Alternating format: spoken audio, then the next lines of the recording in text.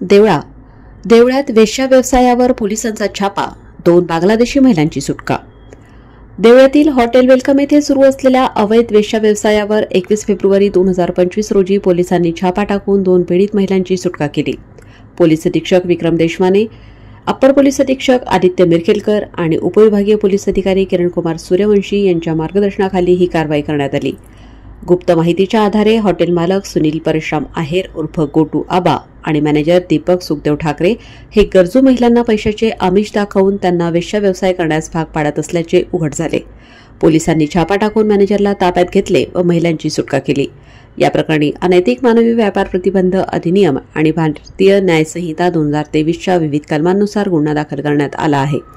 Manager Deepak ठाकरेला अटक करून 24 फेब्रुवारीपर्यंत पोलीस कोठडी देण्यात आली आहे। महिलांची ओळख पटवण्यासाठी तपास सुरू असून त्या बांगलादेशी असल्याचा संशय व्यक्त करण्यात आला आहे। पोलीस निरीक्षक सार्थक नेहते पुढील तपास करीत आहेत।